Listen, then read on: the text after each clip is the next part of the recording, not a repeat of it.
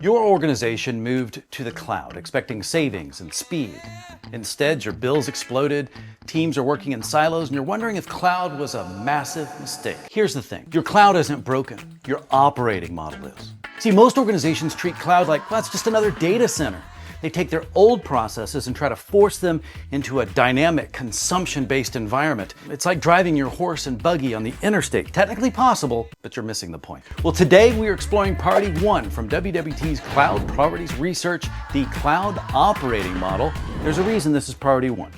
Without getting your operating model right, you can't secure your cloud data, you can't harness AI infrastructure, and you definitely can't modernize legacy applications. Everything else builds on this foundation. Well, we're talking today with Jeff Weeks, who spent 5 years developing WWT's framework for getting organizations out of what he calls the Cloud Wild West. And Michelle Dupuis, one of only 300 certified FinOps professionals globally, who gets fired up when people think cloud finance is just about cutting costs. If you ever wondered why your cloud transformation feels more like cloud chaos, this conversation will show you exactly what needs to change. I'm Rob Boyd, and this is WWT Presents Research. WWT Presents Research. Jeff, it's good to see you again. I wonder if you don't mind, refresh me on what it is you do for Worldwide Technology and anything important to understand about your background leading into today. I'm Jeff Weeks. I'm one of the senior directors here with our cloud practice. My team, or the team that I lead, we focus on the cloud solutions. We develop kind of the standard practices and the way we deliver for our clients. Is it accurate to say that you and your team have been focused on cloud operating model specifically? Yeah, and you're absolutely right. We do all of the solutions, but one of the primary ones has been the cloud operating model, because it really we look at it as more of a delivery model or delivery framework for how we deliver a lot of the different services in the cloud space. I've been with WWT about 5 years, and that we've really been focused on developing that. And we developed it more of in an organic way, less of the academic, so that we came with a good foundation based on a lot of the industry practices and that, and then we applied it at real customers. And then we just slowly kept what's worked, and the things that didn't work, we've left behind. And so I think that it's a very pragmatic approach that we've had a lot of success with. Oh, this is good. Well, we're going to learn obviously more about that because we're focused on cloud operating model. And I agree, it does actually feel very, very foundational to everything that follows when you look at the priorities in the research report. It makes sense. Michelle, you bring a little bit of a different flavor to the cloud operating model and Jeff's team. I think you're on Jeff's team, is that correct? I am. I do. I do? run one of the solutions within the cloud. Okay. Well, tell us more about that. What's your background and how did you get to where you're doing this now? So the strategy adoption, Jeff and I really aligned on the love of that part of it, because what happens is when you think about the cloud, that's just one piece of the overall strategy and, an organization, and you really need to lean into that, and it needs to fit within it. So we've had a lot of clients over the years go into the cloud and not have the outcomes they were looking for. And so when you look at that and try to understand where did that go wrong, or, how do I dissect that? A lot of times, if they don't look at their overall strategy and adopt that for the cloud, because the cloud can't be done the same way that you do on-prem, because you're going to the cloud because you want to take advantage of the scalability and the acceleration and the different components of it. Well, you need to change your other pieces of the organization to adopt that. And so I love FinOps, but FinOps is just one piece of our cloud operating model finance. And because you have to deal with all the other components, your operational components, your DevOps teams, and so those areas matter too, your policy, your governance. And if you look at the surveys year over year, where teams get stuck, whether it's engineering not adopting the practices that are being, asked, or whether it's governance, not being in place, then you need that overall strategy and adoption. And that's what can make you successful. And yeah, we're seeing it today because the cloud now with the shift left and cloud smart, you hear so many different terms, and what do those mean? And I think that us as an organization have really figured that out with the cloud operating model and our approach to integrating that into an organization.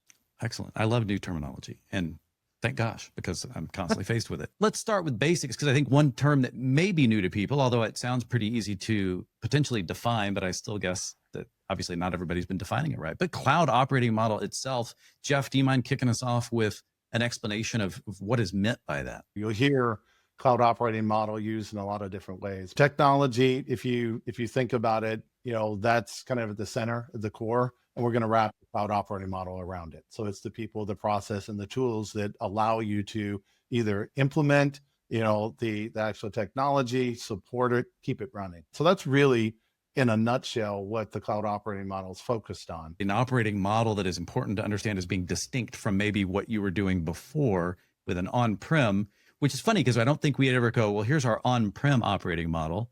And you go, well, of course not. It's just the way we've always done things. And so first you have to understand, well, you have a model, whether you ever called it that or not. And that model may or may not work that well when you go to try and replicate it in the cloud. You're right. Most, enterprise IT groups, they don't recognize that they have an operating model in that, but they do. They have one that's in place, and it's surprisingly similar from enterprise to enterprise. What has been different is when they move to the cloud, and it's I don't want to say it's all about cost, but cost is one of the big differentiators, is that they're now paying for things on consumption basis. Whereas the legacy, data center, you buy it once, you put it in, and you may depreciate it, but otherwise you don't really worry about it, day in and day out. But as you move into the cloud, and that you're doing that all in a very dynamic environment, that you want to spin things up, you want to be able to scale it, and that comes with a cost and functionality. And so the cloud operating model needs to be different. It needs to take your existing processes. How do you adapt those processes today to the cloud? One of the things that we see is they do it the opposite way. They take the cloud and they adapt it to their existing processes. And that effectively, turns off the cloud, and they don't get, or they can't leverage the real value and potential of the cloud because they've turned it back into kind of their legacy, which is usually, very manual, lots of stage gates, lots of approvals. It's very slow in that, and it's not geared for the dynamic way that the new agile development community is really needing to be able to consume their infrastructure. So Michelle, this sounds like this is important to understand. It's an operational shift that has to occur here. Can you kind of explain the importance here and what needs to shift operationally? That organizational change management piece is always challenging for an organization. Change is good until you're the one who has to change. And so we have to go across and communicate that and make them understand, because operationally it is different. Just the example of consumption-based. So if it's consumption-based, I had bought a server, put it in a data center, and I can leave it on and it doesn't matter. It's not, not a big deal for a company. But in the cloud, if we're not using something, just like, when you're at not home, you don't leave your air conditioning on, at a, low degree. You turn it up because you're not there. So you have to change that mindset for folks and make them understand, how to shift that way and to think about those things and what are the benefits. So you have to have a communication strategy and make them realize that. And if they architect for it too, they can scale. How nice is that they can actually auto scale something, and okay, it's the end of the month, I need more, but I don't need it the rest of the month. So I build it out that way and take advantage of that. Jeff brought up one of the key functions or key drivers for a lot of people had been cost. Is that a potential problem with, having correct expectations about what to get out of cloud? Yes, because people went into the cloud in the beginning thinking that cloud might be cheaper or we're going to save money. And now that has not necessarily always paid off for them. And you have to do these other things, these operational things, to really take advantage of the cloud. So you have to have, policies in place. You have to tag so that you know who owns it, so that you can address the, even just the security pieces, but also, the cost pieces. And visibility is one of the tenets of this, is that if you can see your spend, you can understand it. I get a daily notification of what my electricity is. My nephew saw that the other day. He goes, you know how much your electricity is per day? And I said, yeah. I said, is that great? Because the same thing with cloud. If I know how much I'm spending every day, and if there's spike or something, I can understand what those spikes are. And if it leads to business value of, okay, I was doing an upgrade and I spent some money the last few days, That makes made perfect sense. If I left something on, or we developed something and it went awry, I don't want to just leave that on and find out at the end of the month, this is what my cost is. And so when you're building out the dashboarding for the cloud, you take that same, mindset of they need to have that daily, alert, so that they know where they're at. And then they get to understand their spend, and then they build that back to business value. The other piece to this is that, traditionally we've been very central. It's been very siloed, and that infrastructure, I need something, I go to infrastructure, and they're the ones to go out and buy the server, install the server, and they put it in place. As the agile community is moving forward, we're shifting a lot of those, and you'll hear it, that shift left. It's not just cost, but it's also that responsibility. So a lot of the things around provisioning infrastructure, setting that up, how many servers, what are all the different things that we're using for an application that used to be the purview of your centralized infrastructure group.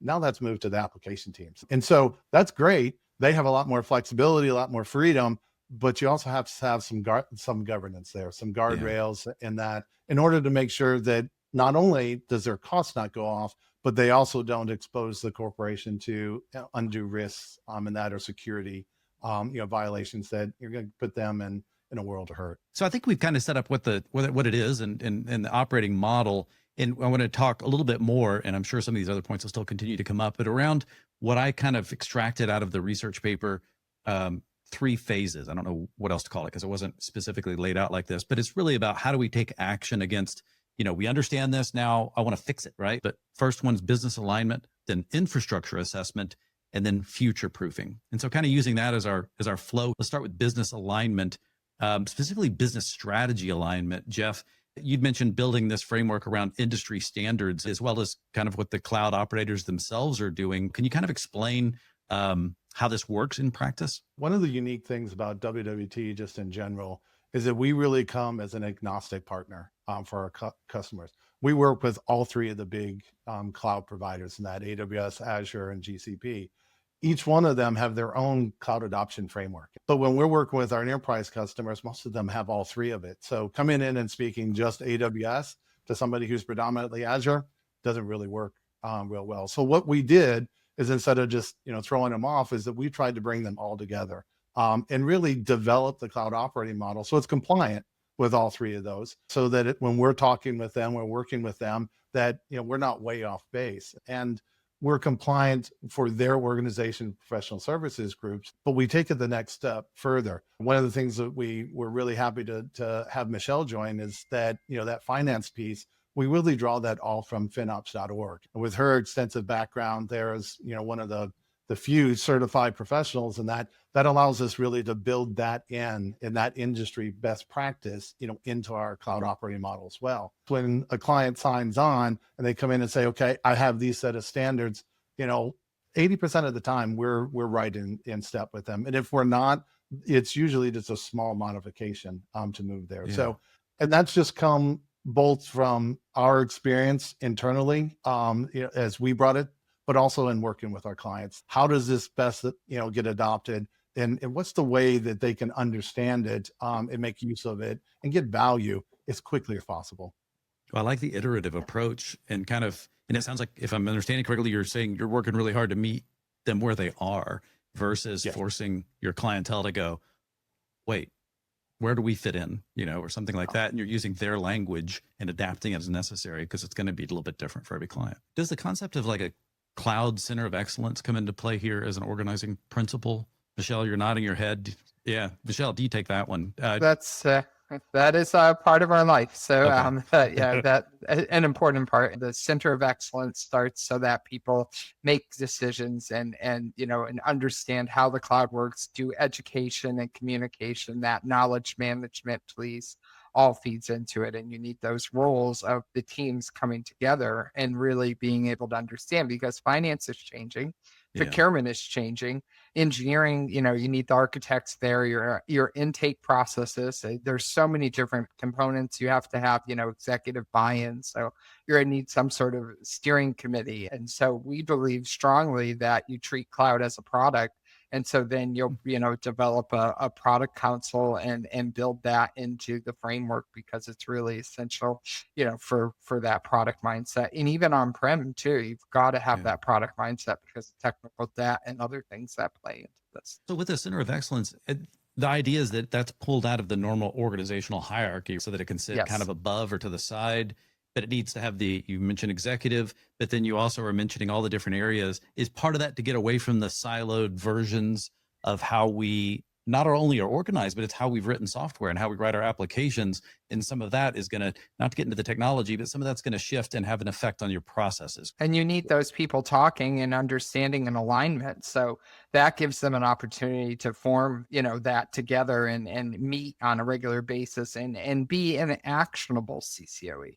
So that's one of the big parts of what we do when we deliver the engagement, is that it can't just become another, something that sits on a shelf or another organizational body that doesn't get things done, because that's the last thing you want. So well, it seems like you got to fight some bureaucracy, Jeff, with this kind of a setup to keep it functional. Are there things that you've learned that help with that? Instead of being that traffic comp, just like a lot of the other review boards that are very familiar to our enterprise customers, they need to be more of a coach.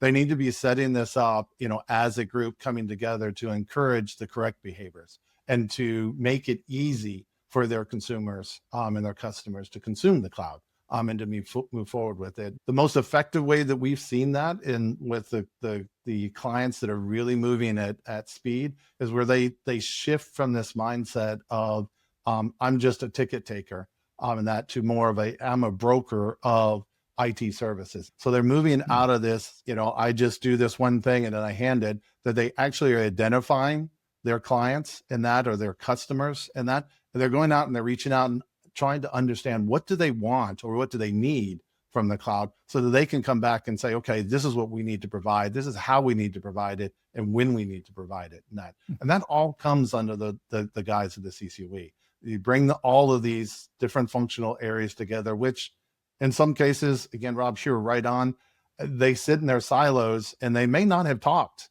like this before. And so bringing them together is an exercise in breaking down those silos and really establishing that kind of cross-functional cooperation and collaboration. But that's really what, in order to move at speed and to move into this kind of new way of doing things, is essential. If you don't understand these things that kind of have to shift, then you're not going to be able to take advantage of these aspirational expectations that you have for what the cloud could do for you, because it is going to be better for automation and access and flexibility and agility to do things that you weren't able to do on-prem. So why would you want to replicate what you were doing if it's not going to allow you to take advantage of those things? I think what happens is we fall into it, right? Because we've got well-worn grooves of process, and it's hard to break out of those things sometimes. Well, and most of the folks like myself, we're kind of geeks at heart. And so we love to gravitate to the technology, and we fall into that, if you build it, they will come mentality. And it's not on purpose,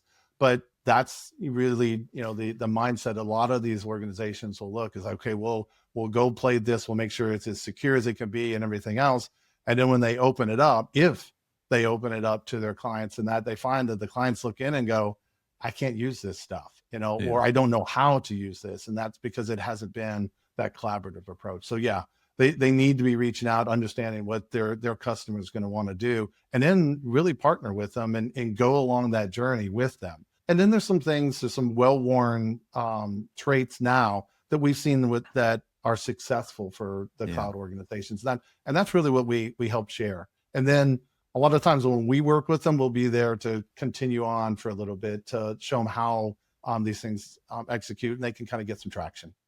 Well, so phase one, we're talking about establishing, business alignment, really understanding what are your outcomes, what are you trying to achieve. So phase two, and I'll say resist the urge to be too technical on this one, Jeff, but it's about assessing the scalability, the flexibility and the efficiency of your cloud infrastructure as it currently stands, this feels like it might be overwhelming. I was wondering, where do you start with something like this? And that's probably one of the places that's probably evolved the most with the cloud operating model is answering a simple question, because we sit down with the executives and they go, where do I start?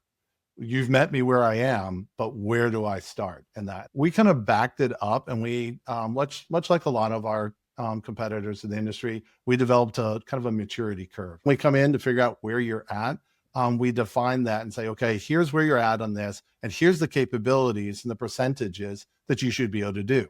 So then we all kind of went to school. When you got a 50 on a test that I probably need to go back and study, we'll do a little bit more and then we'll progress. There's the same thing here. Yeah. We'll look at that and go, okay, here's where your heat map is. Here's the different functions and that. And this is where you need to focus in that. But the other piece to that is that then they look at this, because the operating model can be intimidating, because there's some 70 different domain functions within these different domains. Easy to get overwhelmed when you start looking at the capabilities. Is we said, okay, let's break this down into the first phase, and we're going to evolve. So the first phase on the maturity model is really your ad hoc. Well, that's just kind of where you are, and generally you start with. But the first one you want to focus on is establish. And that, so we're going to establish your foundation, just like building a house. You're going to build that foundation in the structure. And then once you've gotten to the point where you understand how, and you've moved in think about a couple workloads, you've kind of piloted them, then we'll move to that next stage, which is scaling. And that's a lot of times where the automation really starts to come in. Yeah. And then the final one, after you really moved everybody in, you may have moved all of your portfolio in, or the appropriate amount. And that now you're in there and you're kind of moving into that true day two, where you're going to start to optimize. And that's the next phase, where you're going to be looking at how do we optimize cost? How do we start optimizing our architectures and that? Because a lot of times our big clients are saying, hey, I need to get out of here because I'm closing a data center, or I want to avoid a big hardware refresh, or some combination thereof. So they do a lift and shift.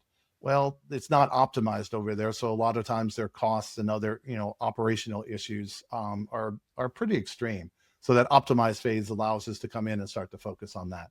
The final phase of that maturity model is really innovate.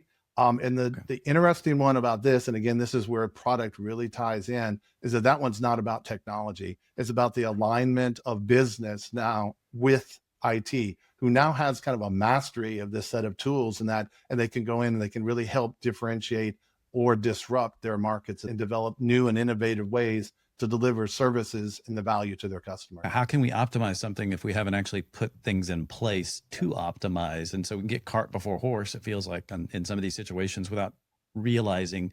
And so what you're saying there is let's understand the parameters of these things and why they have to happen in that order. It can be painful at first, but there's a reason. There's a method to the madness, as my dad used to say. There was a method to the madness. We talked to a lot of clients and they're like, okay, well, I got to get into migration and that. And it's like, yes, you do. But going back to that house metaphor, you got to build the house first and have it all in structures. And then you also have to know, even stepping back, how many rooms do I need? What am I going to use it for, so that it's kind of built to function? And then your migration becomes hey, I'm moving in and now I'm there. And now you're starting to optimize, once you're in there.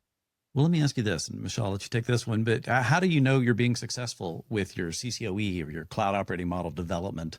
What kind of things should we be looking for? We don't want it to be bureaucratic. So when we go in, we do a day in the life and we start building out these things and actually running through these tabletop exercises and letting them have the ability to have some successes. And then that gives them the why, because I was talking to a client this week and they're like, we get to the line of business and that what they have today is working. So why do they want to move to the cloud? What's the value to them if what they have is working? And as a product person, you might have a reason. Maybe that software isn't going to be supported anymore. They don't do upgrades, or there's a compliance reason, and so the IT folk is trying to figure out, what we need to do this, but the business person is like, but I just need to, do my day-to-day stuff, and this is functioning for me. Oh, I love the idea though of celebrating small wins and kind of anchoring those in so that you can build that momentum versus the whole, how do you get a group of people to focus on such an extended outcome that all the work feels very disconnected from what you're working towards. And that may have to be the case, but yeah, if you can work with someone intelligent like yourselves and say, well, wait, we've got some stuff we should celebrate here quickly. And that way we know we're also going in the right direction. I don't know, Jeff, did you have any other kind of pointers for what to look for when it comes to success metrics?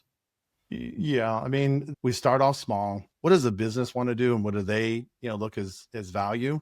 That we'll define some metrics that line that up, and that could be just, hey, how many of these applications have we moved because we want to get out of the data center? So, and that really becomes that level of success for the CCW. You don't move into the cloud for cost, but you need to make sure that you pay attention to it. So there can be some places where that you're setting baselines, you're setting budgets, and you're working, to make sure that those things are successful as well. So there's a number of different ways that you can measure it, Yeah. but it goes back to what is the value? Why is that organization getting into the cloud? And that's usually where you find that success.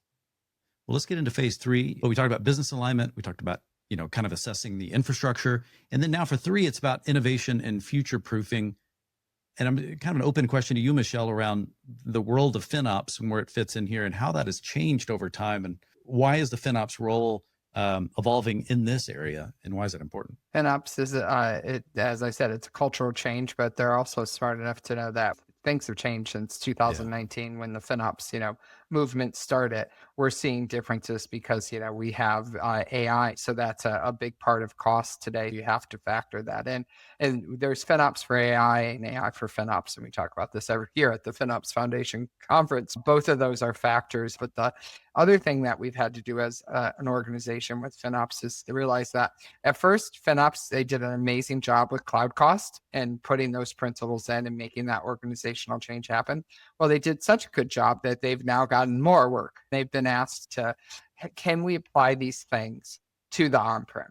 Can we understand these things in the other worlds? And now we're seeing where everything isn't going to go in the cloud. It doesn't make sense for everything to be in public cloud. So you have your private cloud, you have your on-prem. So now you need to have a framework that addresses all of those. We do a lot of workload placement requests nowadays because everything doesn't go in the public cloud anymore. And so that's part of your strategy and understanding around that. So now FinOps is coming around to that. Tools in turn are coming around to be able to understand the workload costs so that you can do that placement. And so FinOps is being asked to deal with things like, what is the cost of software licenses? What is the cost of SaaS? And I look at all the different things that feed into this and how do you manage all of those things? Marketplace, you buy things nowadays through the marketplace. Younger people today who are coming into the workforce are very used to purchasing things online. And so the idea of them buying things through the marketplace makes perfect sense to them. They have no idea of how we used to buy software or how we negotiated contracts and procurement brought that in. Nowadays, you can go out, find it, click a button, order it, and have it. So companies are having to change their strategy around having a younger workforce. And that made a lot of sense to me from, having children who've had an iPhone from, a young age, that their whole worlds are different. Just a great reminder too, that as a people, we tend to run toward it. In video, it's always like, I could tell when a creator had gotten a drone or a boom, piece of equipment, because all the shots were all of a sudden all from that angle. And you're like, but that may not be right for the story. And that's kind of what you're saying is we may have thrown everything into cloud because there's some obvious benefits. It makes sense. But then we did too much and we go, wait, what's right for my business? Some of the stuff may not make complete sense in there. And that's okay. You guys are building models to help actually operate efficiently in a world that can feel a little bit confusing when things are in different places, but you're by no means the only ones to have done it. And we can learn from each other as we move forward. Yeah. Yeah, Absolutely. and we've also been able to take the benefit of the things we've learned from the cloud, whether it be the financial pieces of how to do it or the technical pieces of why you like things and the services that were available in cloud. Those services can now be made in a private cloud, and that's a big advantage to an organization to be able to have some of those things, in an on-prem type environment, that they didn't have before. It's more than just a server sitting in a data center now. Well, Jeff, I'm going to let you wrap us up. It's smart cloud. That's the new term. Where it was, cloud first. Now it's we want to go smart into the cloud, and so we are seeing a lot of that as far as the innovation. What we're seeing from especially our larger enterprise customers is that they're no longer really differentiating between the cloud and on-prem. It's becoming really more of it's kind of a cloud estate, and think about it as just different targets or different. You're rich enough to have different houses. And so I'm going to go to different houses for different reasons that But you basically want to be able to use it all the same. And so again, that product mentality for your applications, that you give them a very easy way to consume it in a very similar fashion, whether that be, hey, I go to AWS for this, and I go to Azure for this, and I have these other ones that's in our private cloud. I have a very similar experience: provision, scale, manage my costs, manage my security, and really drive that from the application side instead of having to go back to the infrastructure. And that makes it even more important to have an overall cloud operating model that really sits as kind of that umbrella that defines the different types of processes, the different policies, the different guide rails and guardrails and guidelines. And so that way, it's just kind of like driving, from one state to the other. You be really in bad shape as if I crossed from Tennessee into North Carolina and the roads completely changed. The colors were all different. We want the same thing here as people move from one cloud to the other. Across the board, FinOps, security, and the operating model are all things that are being impacted by that. And really what we're delivering now for our clients. How do you recommend people work with you? New clients coming in want to take advantage of your knowledge and interface with you. How does that usually start? It generally starts with our sales teams in that. So it's just a matter of reaching out to WWT. If you're not, a current customer, if you are, your sales team will be able to get us and get you in touch with us to be able to drive that. But for the CIO or the C-suite executive that kind of has listened to this and is going, this makes sense. This sounds a lot like, my organization, and that, the first step is generally going to be, again, as you've heard us say time and again, is understand why you're going to the cloud and who your customers are. You can look at what do they want to be doing, and you can then look at your current state and figure out, okay, what's the gap? That's the place that we can be most effective and bring us in, and we can help you close that gap between the two. We can also help you figure out where you are today in that current state, but that's really the big piece. So it's a lot more step back. Let's figure out where we're at. Let's look at the processes. Then we can move forward, both developing the processes and then quickly applying, automation or technology to get the most out of it, so that you're not trying to explain to your board or your boss why we just spend a lot of money and we're not really any better off than we were before. The big insight here isn't complicated. Cloud success has nothing to do with the technology and everything to do with adapting your operating model to harness what makes cloud different, what makes it unique. You see, you can't manage cloud infrastructure like a traditional data center and expect cloud benefits. The consumption model, the dynamic scaling, the shift left responsibility, these aren't just features, they're fundamental changes that require new ways of thinking. New ways of thinking about governance, about finance, about organizational structure. Well, Jeff and Michelle showed us it's not about throwing out everything you know, it's about evolving from ticket taker to service broker, from cost cutter to value optimizer, and from technology first to business aligned. But remember Michelle's point. This is organizational change management. Change is good, right? Until you're the one who has to change. Start with the basics. Understand why you're going to cloud. Identify your internal customers and assess the gap between where you are and where you know you need to be. And whatever you do, don't try to boil the ocean. That will fail. Well, you can find the complete Cloud Priorities research at wwt.com/research. If today's conversation sounded like your organization, well, WWT's Cloud Operating Model Assessments can help you figure out exactly where you are and what comes next. Well, I want to thank Jeff Weeks and Michelle Dupuis for sharing their expertise. I'm Rob Boyd. Keep watching for more from our Cloud Priorities series. This episode is supported by Eaton. Eaton provides power management solutions to ensure systems reliability and efficiency. Optimize your power infrastructure with Eaton's innovative products.